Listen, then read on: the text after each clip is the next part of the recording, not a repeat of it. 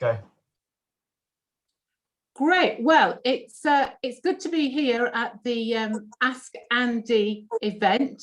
Andy, great to have you join us this evening. And now the purpose of this event really is to enable members of the public to have the opportunity to ask our Mayor their questions. And this evening in particular, it's the chance of residents in the Aldridge area to ask questions. So just a couple of housekeeping points to start us off with.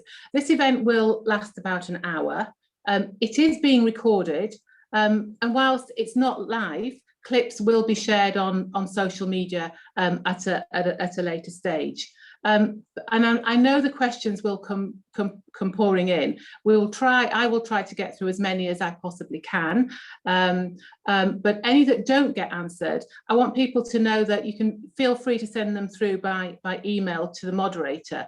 There will be an email address provided in the chat function, and then at least we can get back to you at a later stage. So, Andy, it's great to have you at this event this evening. I have to say, it's a real pleasure that you're able to do this for residents of my constituency of Aldridge Brownhills. But maybe you can just start by giving us a quick overview of the work that you've been doing as our Mayor. So, Wendy, thank you very much for hosting us tonight, and good evening to everybody who's online.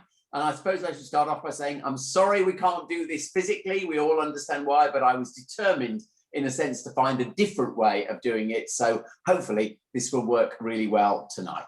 Now, I guess the place we should start before we get to questions, and by the way, I don't know what the questions are going to be from the audience. It's all going to be spontaneous. That's the spirit in which I always try to do these Ask Andys when we're out and about on the road. And we always find the spontaneity is the fun part of it. But before we come to that, just very few words. So obviously, my role primarily is about driving the economy of the region. And if I think of the key stats in the run up to the pandemic, we were doing really well as a region, and Aldrich Brownhills was sharing in that success. Record employment levels, record investment levels, inward investment coming in, more jobs, more housing. I'm sure we'll talk about some aspects of housing, would be my certainty of the questions. And indeed, also we were seeing a real improvement in people's skills and qualifications. So we were feeling very optimistic. But of course, the last year has seen our economy really sort of hit. But more important than the economy, it's also seen people's lives affected in a completely unexpected way. So what I've tried to do in the last year is sort of gear shift a bit to become the Mayor leading through the COVID pandemic, trying to sort of pull everyone together, make sure we're united, make sure we're making our cases to government where we needed to, and making sure obviously we're delivering on the ground. But the critical thing as we're now in this really good vaccination period is hopefully we can begin to unlock safely, cautiously, not prematurely, but then we do have to think about how we rebuild that success that we've previously enjoyed. And obviously, I'm looking forward to talking tonight about how we will do that. And perhaps that's all I should say by way of introduction, because I always say in these events, the time must be for the questioners, not for me to witter on. Absolutely, you never witter on, Andy, but I think you're right. It's time for questions. But before I go on to some of the more topical questions around transport and housing, I know a few of them are starting to come in, and the green belt as well. I've got a question here which relates to that point about COVID-19 in our communities, and it's from a resident in Peso actually, and it says, like in so many communities, COVID-19 has brought about the best in people, something we have witnessed on a day-to-day basis in Peso. Going forward, how can we best maintain such neighbourliness and kindness and embed it into all communities across the Black Country? It's a brilliant question, actually, and it's something I have learned from the last year, that there is this incredible capacity in the voluntary and community sector. It's almost like the fourth emergency service, actually. And right from the start, one thing I'm really proud that the Combined Authority did, just a small contribution, but we put a website together on our main site, giving the details of all the community organisations that were helping in the fight, so that people could just look in there, see what's in my locality. We had a little map, and people could get involved. And we had over 500 organisations that I know got new recruits through us doing that. So just a small point, but it proves in the sense that I got the significance of this. And what we're now doing, actually, we announced this only about 2 weeks ago, we're looking at putting together, it will ultimately be with government funding, a whole series of what we're calling community grants to actually build on what's been done, to say to these organisations, you've not just been here for the pandemic, but actually you're going to be here for rebuilding as well. And how can we just help strengthen you with just a small amount of funding that will actually help you grow? So that community grant scheme is one we intend to use. Great. I think that's a great initiative, and well, I think I'll be looking out for details of that, because I know there are organisations who will be keen to find out more. Well, maybe now we can turn to something else. A question that has come in from a resident concerned about the green belt. Andy, it is of course imperative that we protect as much of our precious green belt as we can. And here in Aldridge, we have a large green belt area of land. What have you been doing to protect our green belt? Maybe I've got another question as well that links with that. So I'm going to put the two together and just add on to that, which is Feasy specific. Resident in Feasy goes on to say, I have your support in fighting any plans for the building of homes on the Greenbelt land in Feasy. So Greenbelt broadly, Aldridge, Feasy. Andy, share with us what you've been doing and your thoughts. Will do, please. Let me just deal with Feasy straight away, because I was there with your local councillor only 2 Saturdays ago. Right. So, and we were actually looking and taking photographs at some of the land that I won't say is threatened yet, but could potentially be. And categorically, I do not believe there should be any release of Greenbelt in the Feasy Park area. So that's, I couldn't be clearer, really. And now then, if we come to the position more generally, we've got to build houses in the West Midlands. Nobody's questioning that. And let's just be clear, we have done that better than ever before. So actually, we've just had the numbers for the up to the middle of 2020. And we built record number of homes, nearly 17,000 for each of the last 2 years. And that's a doubling of where we were just 5 years ago. So no one's being a NIMBY saying there shouldn't be house building. Young people in particular need it. But it's all a question of where those homes are built. And I will give a categoric reassurance on this call that we will fight any proposal to take Greenbelt for housing development in Aldridge or indeed in Feasy. Simply put, it is not needed. There is supply of land across the Black Country to meet the housing needs, and lots of calculations have been done to prove that. And what we're trying to do is develop what we call a brownfield first policy, and that's the huge majority of those homes I've just talked about are on brownfield sites. And the particular role the Combined Authority and I play is making sure there is additional funding to make brownfield sites that previously have been unviable, to make them viable. So if we think across Walsall, the Caparo site, the Harvest Time site, the sites in the town centre, they are all examples of where Combined Authority money is used to redevelop brownfield sites. And every one of them that we do, it takes the pressure off the Greenbelt on the edge of Aldridge and Feasy. So in a sense, I can't be any clearer, Wendy. That's what we've got to continue to fight for. Excellent. Really good to hear that. Now, I've got a couple of questions actually around Brown Hills. The message now just to people on the who are taking part in this, when you're putting your questions in, you're really helpful and useful to me to know where you are, where you're from. It'll help sort of contextualize things a little bit. I've got a question here. There has been a trend in the changing shopping behaviours of customers, and the high street has really felt the effects of these changes. What can be done to help Brown Hills High Street? Yes, it's a very difficult question, this, because we can all see the changes that are affecting retail, countrywide, probably even worldwide, actually, and we are not immune from them. But we do have to think what we can do. So I'll just tell you one thing about the Combined Authority as a whole, actually, then we'll come specifically to Brown Hills at the end. We've not been idle standing by on this high street regeneration issue. We've actually, there'll be a leaflet coming through your doors very shortly to most of the residents on this call, and it will show all the places around the region where we've actually worked on a proposal for regeneration of the high street.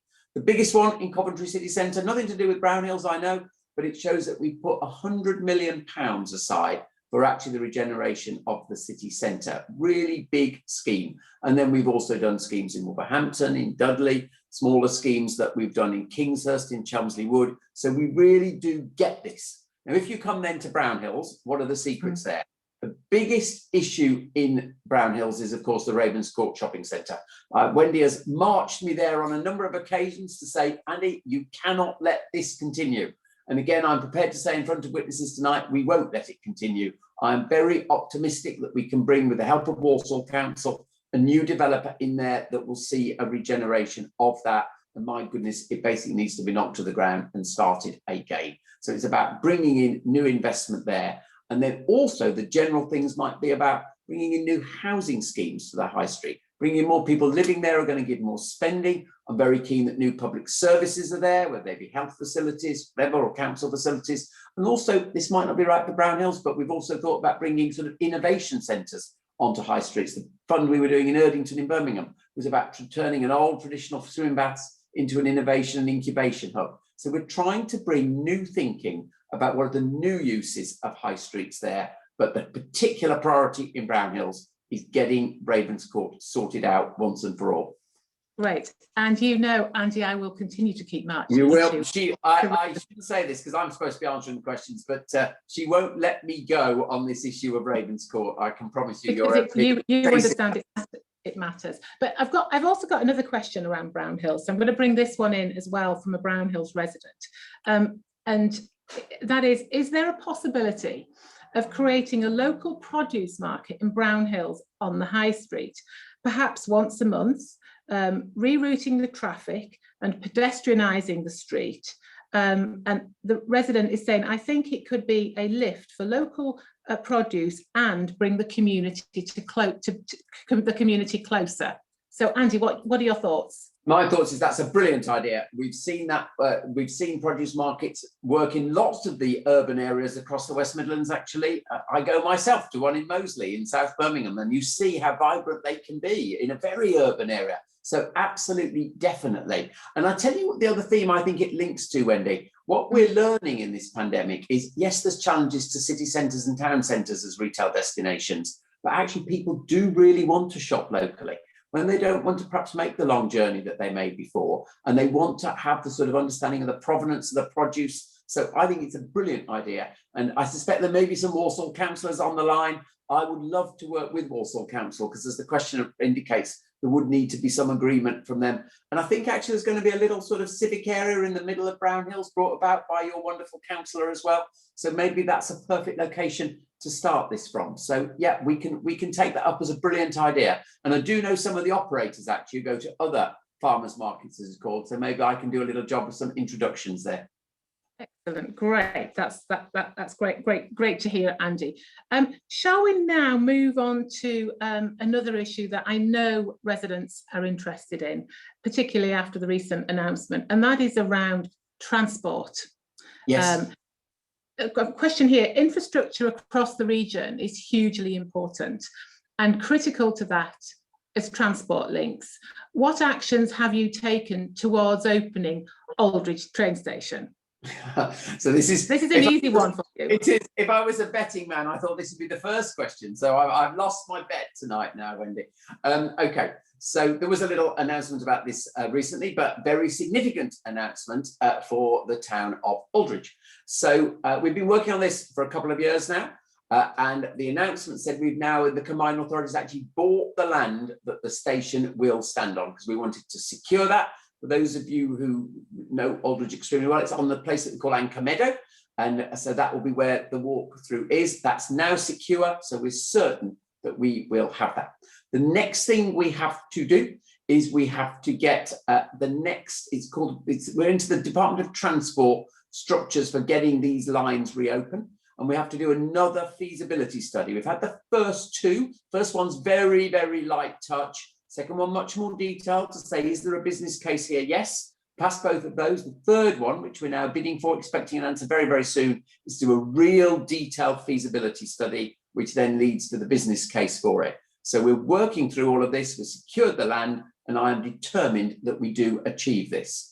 probably worth just saying two other things about this. What we've also talked about is that of reopening the whole of what we call the Sutton Park line from Aldridge, extending up through Streatley into Sutton Town, out through Walmley, and then back into the Birmingham city centre that way. So it won't, in time, it won't just be the end of the line, it will be on the line through that way. But our first objective is to get the service from Walsall into Aldridge. And of course, the other exciting things is that we are now certain that we're going to be opening the line through Walsall to Wolverhampton, through Darlaston and Willenhall new stations. Absolutely, it's all just gone through all of our board. It will definitely happen.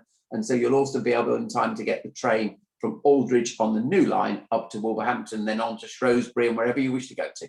So it's genuinely exciting, and it will happen. Brilliant, excellent. That's good to hear that update, Andy. So we've touched on the high street, we've touched on Greenbelt, we touched on transport. What about then the jobs and investment? Because that's all part of the bigger regional picture as well, isn't it? And you know, we're in the midst of a global pandemic. The economy notably has been struggling. We are all feeling the impacts of COVID-19. But resident here is saying, what regional actions have you taken in terms of jobs and investment? Oh, mountains. So first of all, I think the most important thing we can do on jobs, the first bit, is protect those that we've got. And I hope people would say, as your mayor, I've been shouting up to do that, championing. And a really good example of that was actually the hospitality sector, which, as we know, employs hundreds of thousands of people across the West Midlands. Very important sector, has had perhaps the toughest of all sectors situations. And just in October, when we faced the lockdown, I was the one saying to the Chancellor, the support you're putting in place isn't sufficient. And he was very generous when he did increase the support, when he talked in the House of Commons about my lobbying being effective. So I pull that out because I think the first thing you have to do is, when you see something that's not quite right from government, you have to shout up, point it out. And we have got clear evidence there that more businesses in the West Midlands got more support from government as a result of me championing the hospitality sector. So that's perhaps the first thing. The second thing is the whole sort of question of, sadly, as you said, Wendy, some people have lost their job. A lot of people have lost their job. And it's about getting those people retrained for the jobs of the future. So we're doing big schemes on digital retraining for construction, which is one of the most vibrant sectors here. So even if you want to come onto the market afresh and learn about plant skills, you want to learn about the practical trade skills, we put about 5,000 people through those, equivalent on digital, where nearly everyone who's gone through that has got a job. So there's a really big bit about retraining. And of course, the government's Kickstart scheme, we're championing that locally as well. But then the other thing we have to do is think about where the jobs of the future are going to be. So it's not just about protecting what we've got and retraining, it's actually saying, where are the real success things of the future? And a brilliant example of that is all the work we're doing around the automotive industry as we move to the electric future there. We've got a particular skills plan for that sector. And of course, just this week's work was all the news about the supporting the electric gigafactory, the battery factory, which of course will provide security of employment for all those manufacturers in the automotive industry across the whole of the Black Country. So protect what we've got, retrain, think about the jobs of the future. And bluntly put, we've got to find about 100,000 new jobs to replace those that sadly have been lost across the region in the last year. But just following on from that, Andy, as a follow-up question, how do you see all these elements fitting together? Because as Mayor of the West Midlands Combined Authority, as the Mayor that covers Aldridge Brown Hills as part of that, how do you see your vision? How do you see it all pulling together and driving our fantastic region forward? Yeah. So this is going to sound a bit bureaucratic if I'm not careful, but people joke with me that I'm quote unquote the man with a plan. And I say that I do think you have to have a plan of how all these bits fit together. Because actually, if you think about all the questions we've asked so far, they're nearly all different sides of the same question. Transport, housing, you might talk about skills as well, we haven't a specific question. They're all the supply sides of the economy. They're what enable businesses to really thrive. And one of the questions said infrastructure was important to that. But then you think about the sectors where we are brilliant: construction, obviously, and making that green, engineering, the whole digital piece, the whole professional services piece, and then the sectors actually require the people to come through from the supply side. So it all fits together in one plan. We call it our local industrial strategy. It's not just about industry, it's about business. And that's how we believe that our economy can grow in the future. And I hope this isn't immodest, but before the pandemic, we'd had a number of years where the West Midlands was the fastest growing economy. And after 4 decades of us being the worst in the country, to move to the best in the 2010s really was, I think, a source of great pride in the region. And I got the sense people were basically optimistic about the future. That's now been knocked back, but we mustn't lose our confidence in working to that plan. In a sense, it makes having a plan even more important. So when I get ribbed as the man with a plan, I sort of don't mind it. Great. Well, it's a man with a plan and a man who will deliver on that plan. I think is the key thing. That's what we'll be holding you to account for, Andy. But I think we've seen some great progress so far. That perhaps is a good segue into the next question I have here, which is a bit less away from some of the tangibles on the ground, but it's the big picture thing. And this quick question is, how satisfied have you been with your performance as Mayor of the West Midlands Combined Authority? This is like saying to you, Andy, how many marks out of 10 would you give yourself? What did you write in the school report? Okay, so I'm going to answer that in a way that I hope you'll find interesting. As many of you will know, I used to, I don't really consider myself a politician at all. I used to be a businessman. For 30 years, I worked for John Lewis. For the last 10, before I gave it up, I was the CEO of John Lewis. And the thing I learned then was that however well things were going in business, you should never be happy. I always used to say to my team, we must be paranoid. And in business, it's the paranoid that really win through because they tend to be the most innovative. And the phrase we used was we should always be restless, never, ever complacent, always restless. And I sort of feel a lot like that over this job. So I'm not going to come here and say that and that went well, that and that went badly. Some things we went for, we didn't get. We wanted to seduce Channel 4, we didn't get that. We wanted to bring motorsport racing back to the streets of Birmingham, we didn't get that. Perhaps you might say those are irrelevant, but there are definite things we've not achieved. But my overall feeling about it is we have made enormous progress by working together as a region, by being a team. And the West Midlands wasn't historically a team. And frankly, other parts of the country bettered us because they played the team game better than we did. And I think I've glued people together, played that team game, won investment from central government. But despite all of that, I still have a restlessness that we haven't done as well as we should have done. And we've got to do better. And I've still got that sort of driving passion in me to do better. And maybe I go back to John, that's what that taught me, always be restless. Right. And I think that there's a good message there, Andy, that you've got a plan, you've got a vision, we're making great progress, but it doesn't stop there. We have to keep driving the region forward. And that's about us all pulling together and working together to get to that point.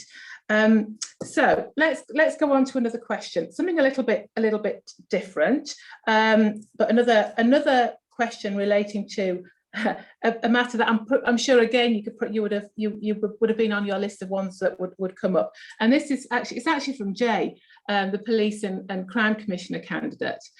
He says, as you know, I'm campaigning to stop the Aldridge police station closure.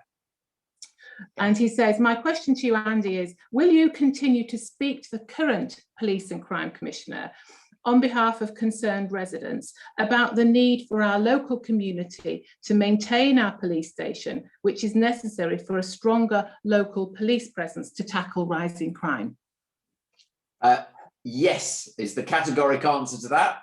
I could almost stop there, but I shouldn't. But the one-word answer is yes, of course we must do that. So I have been absolutely clear that Jay's campaign to keep Aldridge Police Station, along with others across the region, open is absolutely critical to the sort of sense of security in your community, Wendy, and of course to driving crime down. So categorically, yes. You asked about the specific of the question was, would I talk to the current police and crime commissioner? So I'm going to tell you a little story that you'll see the sort of cheekiness of this.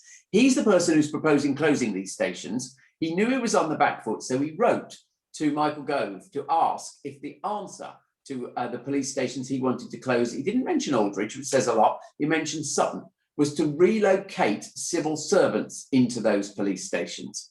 Anyway, Michael Gove wrote back to him saying that's not what police stations are for. So he's actually next, Wendy, he's asked me if I would put people into the police stations. So my response to him yesterday, and it's all in the media, so you can all see it, is no, the police stations are for police officers, not for my officers, not for my civil servants, not that I have many of them anyway. So it's been a very interesting little exchange about what a police station is for and him trying to, what's the word, divert the issue away from we want a frontline presence, because we do know that's what provides that reassurance and obviously provides a very swift and active presence. And actually there's something even more important. People talk about community policing, but we know from around the world that the community policing is one that then gives the leads for much, much more serious crime, and particularly actually lots of tip-offs in the whole sort of anti-terrorism arrangements, everything. Not that I'm sure there's any of that in Aldridge, but you know, we have to be in the communities with our police officers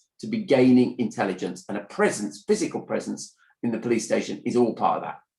Sorry, right. And I think end. No, I think it was. I'm glad you explained that, and I think you made that point about communities, and it's a point you know that I often make to you, that across the Aldridge Brown Hills constituency, we are individual communities, as you've seen from the times that you regularly come and visit. And actually, maybe before I turn to the next question, which is again is going back to transport, maybe you could just share with us a few of your reflections on the feel of Aldridge Brown Hills and that sense of community, because you touched on it in your first answer to the question around the COVID-19 response and neighbourliness.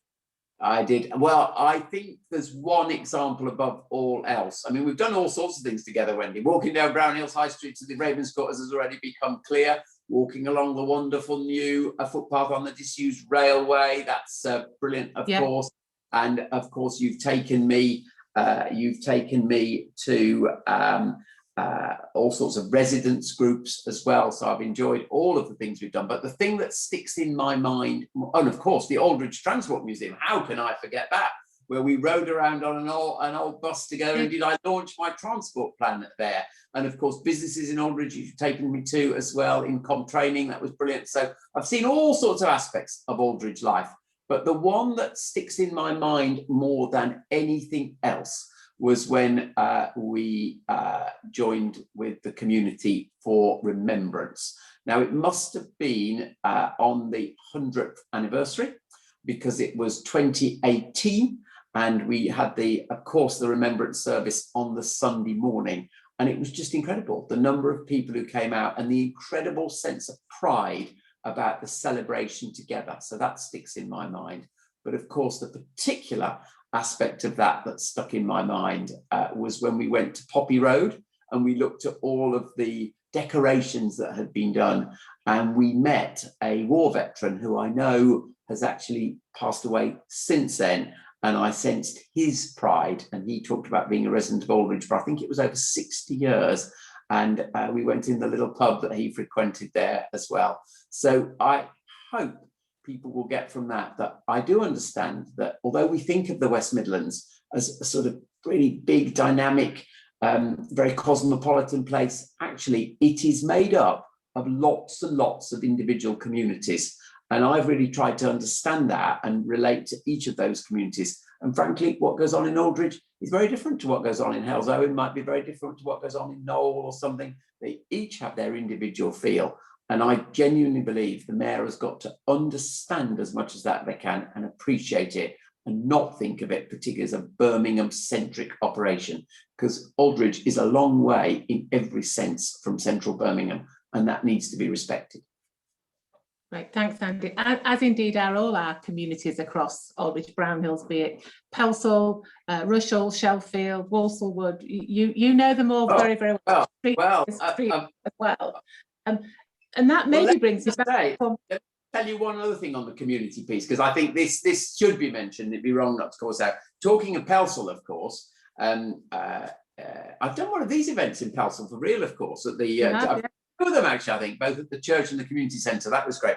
But the thing that must be called out in Peso is the summer carnival, you know, absolutely marvellous. The most nerve-wracking thing I've done as mayor is judge the Carnival Queen competition, but never mind, we won't go there. But the important point there is, of all the sort of stalls there are, so many of them are the local community groups. Just back to the first question, incredible. And of course, it was there that I first got really involved in the Acorns hospice piece after the whole story of Isabella Little and her tragic death, and met her parents. And out of that, I became the patron of their fundraising campaign.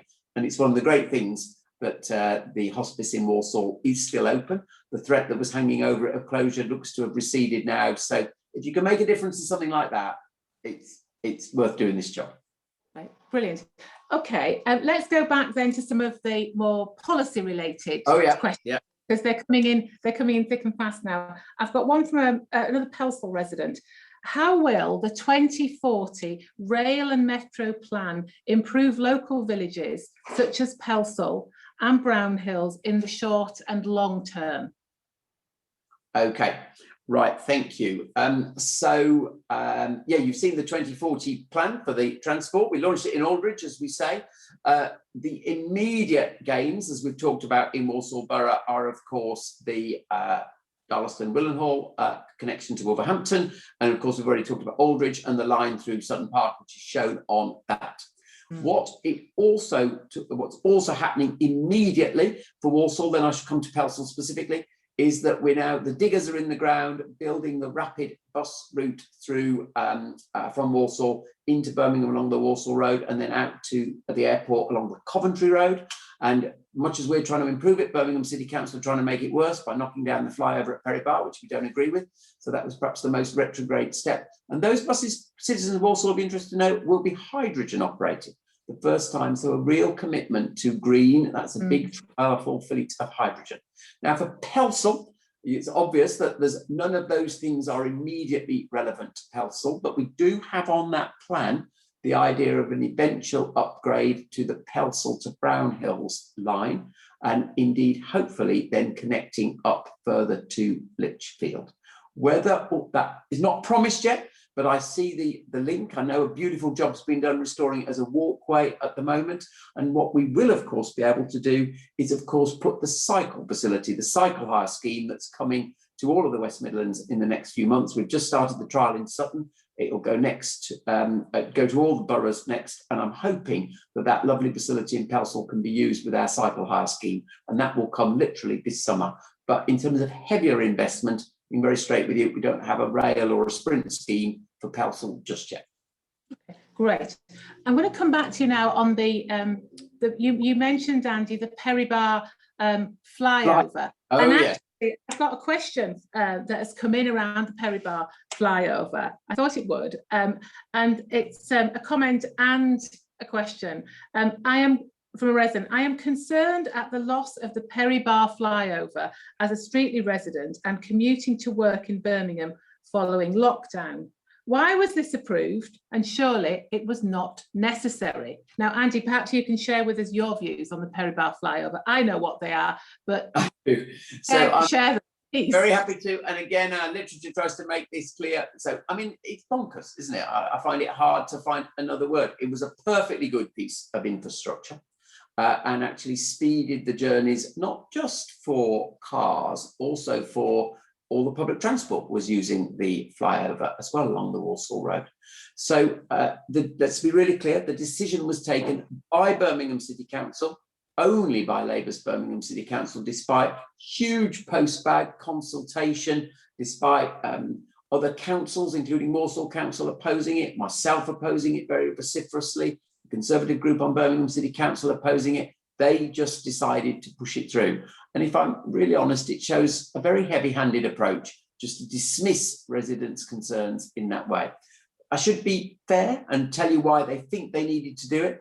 They said they needed to do it because the whole sort of sense of arrival at Perry Bar for the Commonwealth Games was not enhanced by the flyover. I thought that was wrong. And if they were worried about the aesthetics, it was possible to deal with that. And B, what people would all understand is you do need that quality of infrastructure there. So now we face probably 18 months of incredible disruption. the weekend the dismantling actually took place, the queues were incredibly long, totally unnecessary. So it's a sort of, I am going to make a very political point. It's a sort of sign how a heavy-handed Labour administration will ride roughshod over residents' concerns, particularly if they're not in Birmingham. And we can't have that from a Labour mayor, frankly.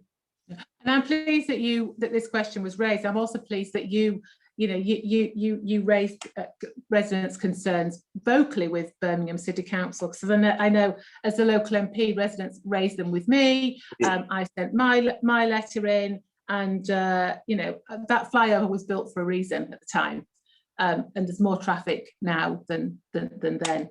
I want to now go back to the station, actually, Aldridge Train Station. I've got to always distinguish, because we've got the train station issue and we've got the police station.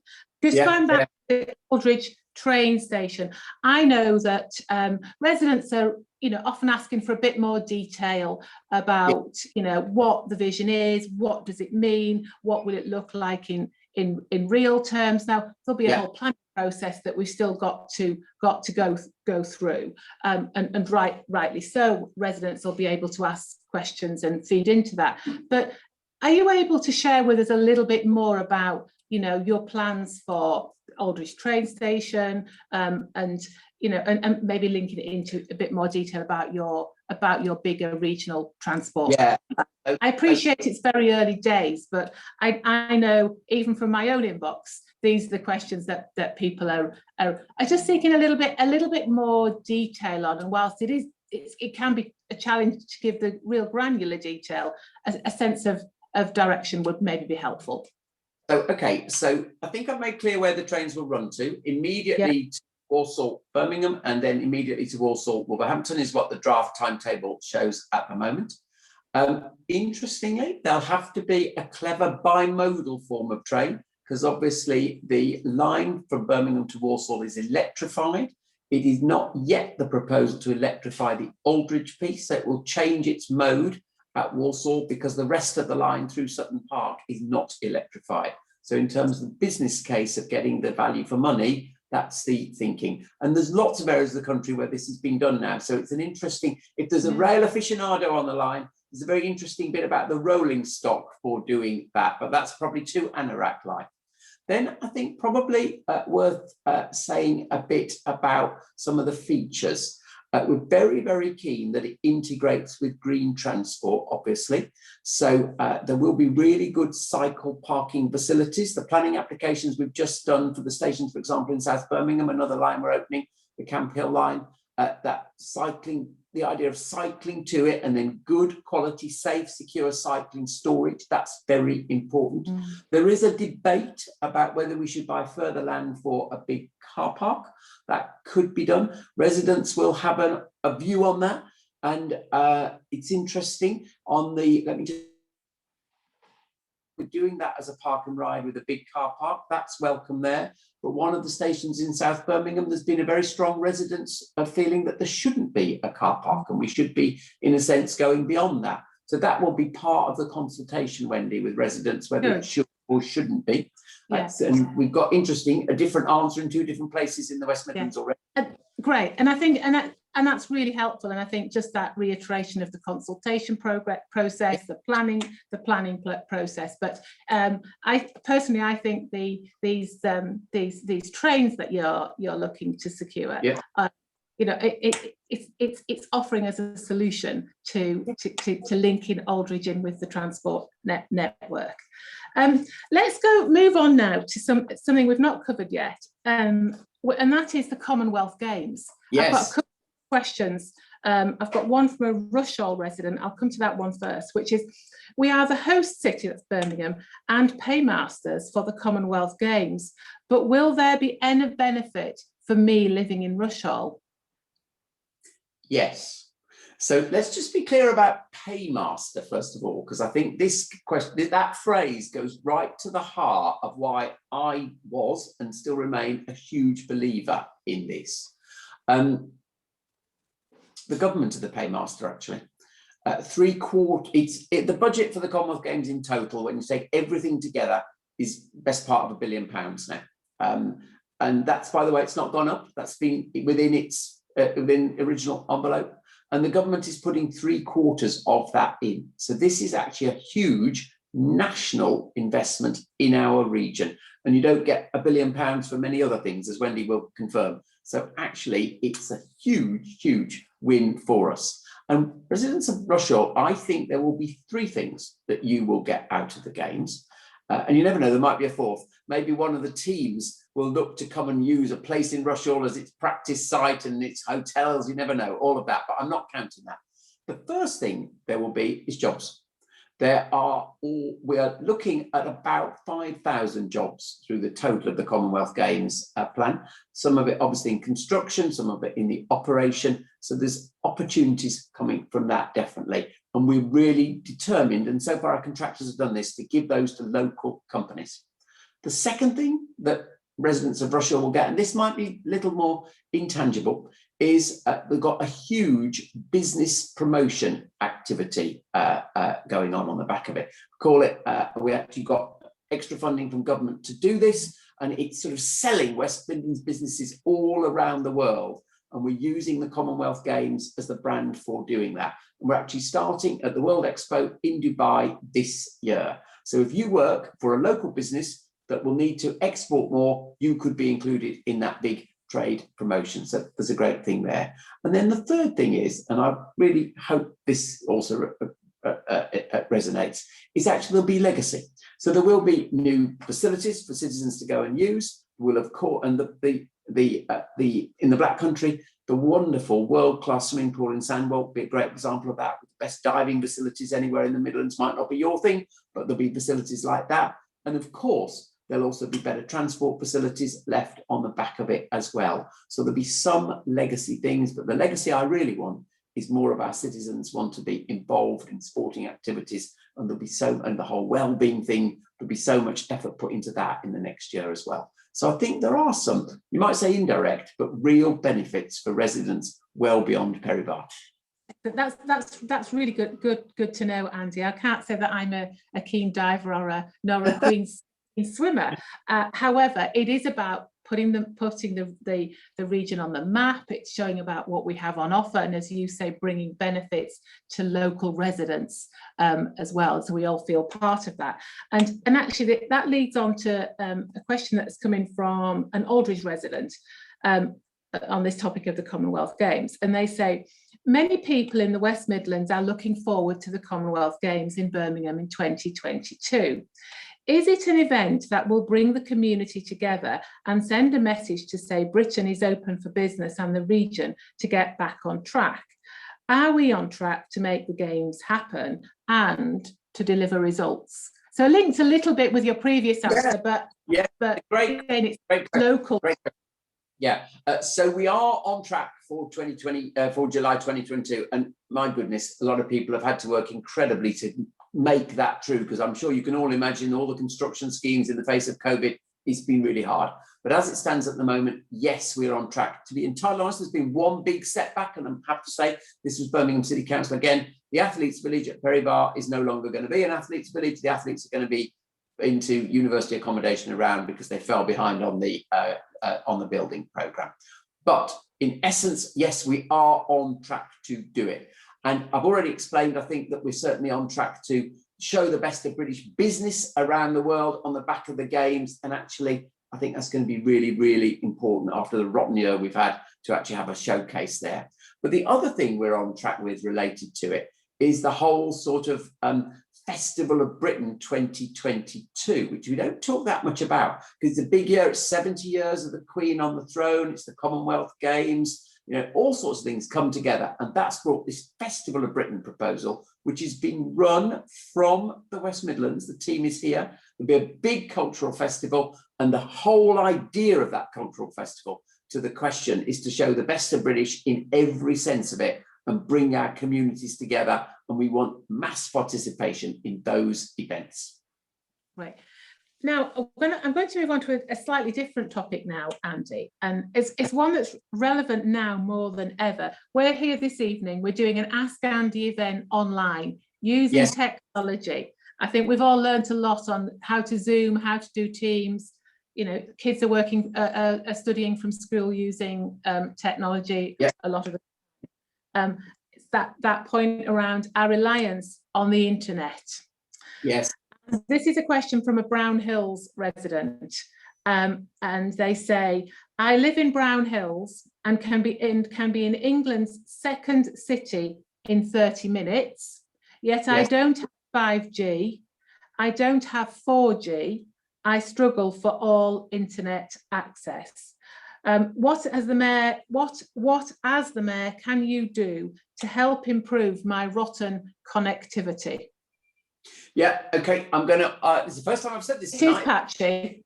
It is patchy, yeah. It's the first time I've said this because I'm going to ask whoever's written this to volunteer to write into me with the details. So there's two things.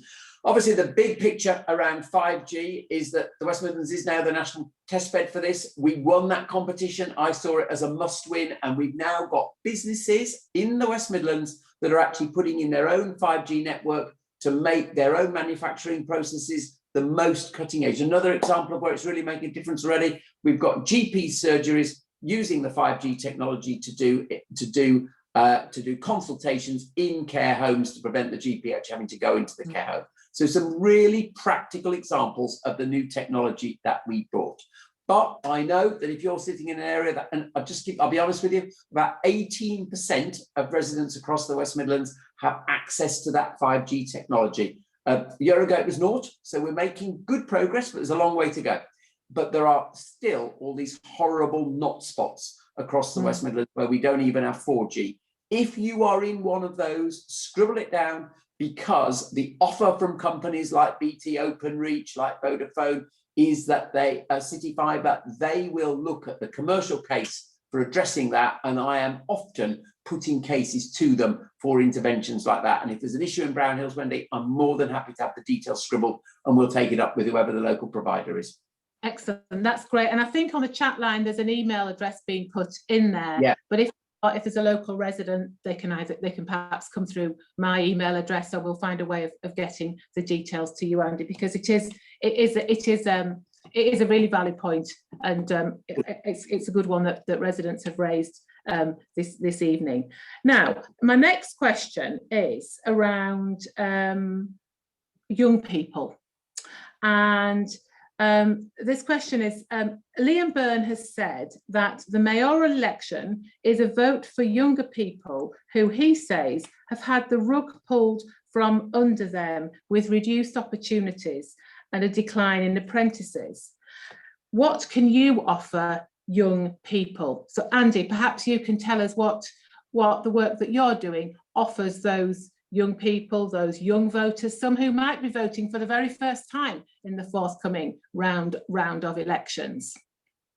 Yeah, of course. First thing I would say, though, just to take some exception with what Liam says, I think it's a vote for everybody's future, actually. And I feel that quite strongly, actually. It shouldn't be seen about just one particular group. But it is right that young people have taken the brunt of the economic challenge of COVID, no question about it. Particularly some of the sectors that have been hardest hit, hospitality, the live events sector tends to employ more young people. The stats don't lie, challenge there. So the question comes, what's going to be done about it? And I think perhaps three things I would pull out. The first is the whole one about who is going to find the job opportunities of the future. So we've already talked about some of the retraining programs. I'll give you another really good example. Apprenticeships, we've just gone past National Apprenticeship Week. We've put in place a whole scheme whereby companies can retain their apprenticeship levy in the West Midlands to give that money to SMEs. They then produce apprentices. We know that at least 2,000 people have gone into jobs that wouldn't have been there as a result of that. We've set up the youth hubs across all of the conurbations so that any young person looking for new opportunities got one port of call in their borough for new opportunities. So certainly we're absolutely leaning into all of that. The second subject that I would call out, and this one is so important to young people, is the whole question of the green economy. It was the youth climate strikers who persuaded me to do the declaration of climate emergency in the West Midlands back in summer 2019. And we're now at the point of having declared a target of carbon neutrality by 2041. And we're now at the point, and we think we're genuinely going to lead the country in this, in terms of having a detailed action plan that talks about how we're going to get there. Everything from all the investment we're making in public transport, of course, everything we're doing about greening our automotive industry, what we're talking about sustainable communities, designs of homes. We're on target for the first zero carbon home. So that's a really passionate subject for young people. And then the last thing I'd say that we've done is we've brought young people's voice into our combined authority. And I don't think this has been done elsewhere either.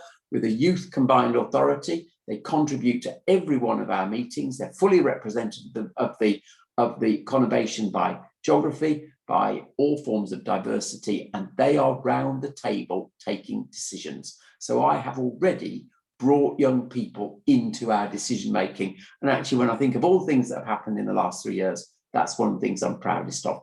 If I'm honest, sometimes it's a bit uncomfortable for the old codgers like me. They sort of call us out, and some of my council leader colleagues, as you can imagine, but they're there in the room. That I've already done. Fantastic. And I think that's really important because, you know, post-COVID, we're thinking more and more about the climate and the green agenda. But it's important to think about that in terms of what it means for us locally in Aldridge Brownhills, what it means for the West Midlands.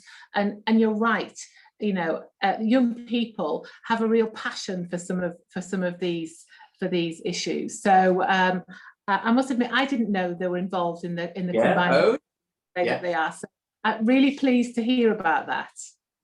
Yeah. So excellent. Good. Now, we've now got a question from Stephen. I'm not sure where Stephen is from, but it's around hospitality. And yes, we know, you know, Andy, that hospitality has had a hard time during COVID in particular. But the freelancers from the events and entertainment industries have had almost no support. And the question is, what more can be done to help these sectors? Because we know in the West Midlands, we have a strong hospitality sector. Yeah, okay. There's hospitality, then there's live events, then there's freelancers. So let's just break it down that, because your question. I think you very cleverly asked 3 questions in one, if you don't mind me saying that slightly cheekily. So let me try to answer all of them. We talked a little bit earlier on about what I've tried to do, shout up for hospitality. There's going to have to be another round of that, frankly, because what's very clear is that the Prime Minister will announce on Monday his roadmap out of lockdown.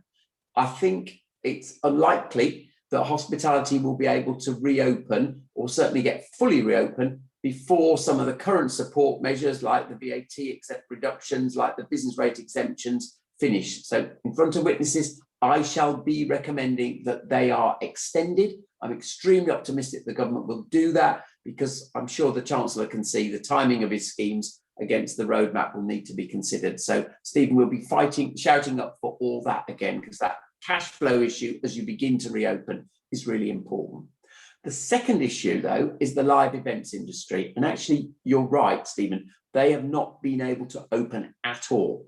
So I am currently in discussion with the Secretary of State for DCMS about the most critical thing of all. And we've done roundtables with representatives of that industry, you might have been on them, where we've said what they want above all else is a date that they can plan to, because these industries take a long time to build back their bookings and all of that. So a date and then extension of support for the individuals employed in it until that date. But to plan is the most important thing. We've also got a novel idea that we'd like underwriting of insurance on some real high profile events, not that many, some though, to really prove, to give us real sort of statement of confidence that we're doing it.